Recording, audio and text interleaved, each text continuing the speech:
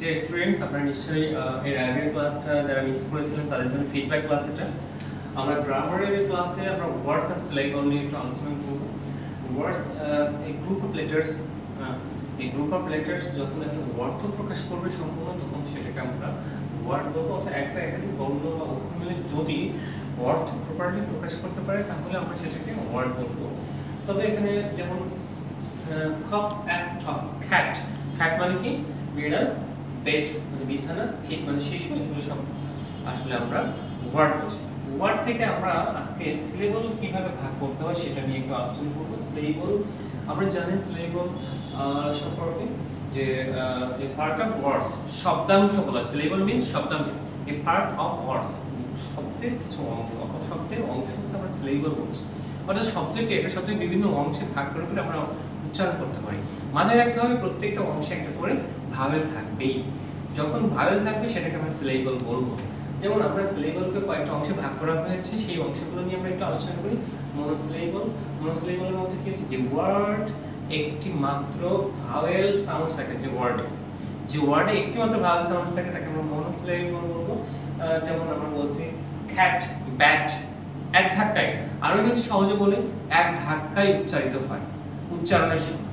খ্যাট, bat, mat, rat, bed, খেট, হ্যাঁ, এই ওয়ার্ডগুলো এক ধাক্কায় উচ্চারিত হচ্ছে, যে কারণে এটাকে আমরা বলছি মনোসিলেবল। আশা করি আপনারা বুঝতে পেরেছেন। আর ডাইসিলেবলটা কি, দুই শব্দাংশ। অর্থাৎ একটা ওয়ার্ডের ভিতরে যদি দুই ধাক্কায় একটা ওয়ার্ড উচ্চারিত হয়, অর্থাৎ দুইটা শব্দাংশ থাকে, প্রত্যেকটা শব্দাংশের মধ্যে অবশ্যই একটা ভাওয়েল থাকবে, তখন সেটাকে আমরা ডাইসিলেবল বলবো। যে ওয়ার্ড এ দুটি ভাওয়েল সাউন্ডস থাকে এবং দুই ধাক্কায় উচ্চারিত হয় তাকে আমরা ডাইসিলেবল বলছি।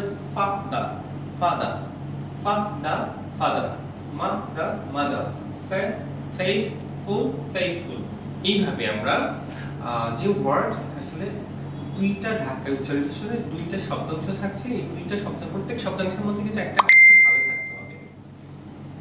এখন আছে আমরা ট্রাইসিলেবল। ট্রাইসিলেবলের তিন শব্দাংশ, অর্থাৎ যখন তিনটা শব্দের অংশ থাকবে, তিনবার তিন ধাক্কা উচ্চারিত হবে, তখন ট্রাইসিলেবল বলবো। যে ওয়ার্ড তিনটি ভাওয়েল সাউন্ডস থাকে তাকে ট্রাইসিলেবল। বিউটিফুল, বিউটিফুল, আমব্রেলা, ওয়ান্ডারফুল, এভাবে তিনটা ধাক্কা উচ্চারিত হবে, তখন আমরা ট্রাইসিলেবল বলবো।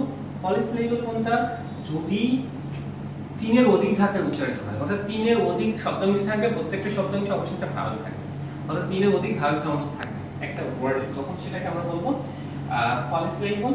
পলিসিলেবলের মধ্যে যেমন জাস্টিফিকেশন, জাস্টিফিকেশন, জাস্টিফিকেশন, জিটাকে আমরা জে, এডুকেশন, এডুকেশন, অথবা অথবা আমরা যেটা করি এডুকেশন, এডুকেশন। তো এডুকেশন এটা কিন্তু তিনের অধিক শব্দাংশ এখানে আছে, যে কারণে এটাকে আমরা বলছি পলিসিলেবল। আশা করি সিলেবল নিয়ে আপনাদের আজকের ক্লাসটা আপনারা বুঝতে পেরেছেন।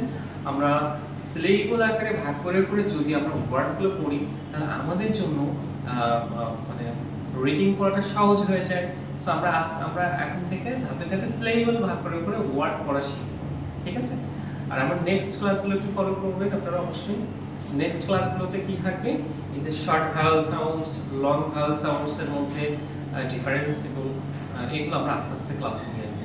আশা করি আপনারা ব্যাপারটা বুঝতে পেরেছেন। সবাই ভালো থাকবেন, সুস্থ থাকবেন।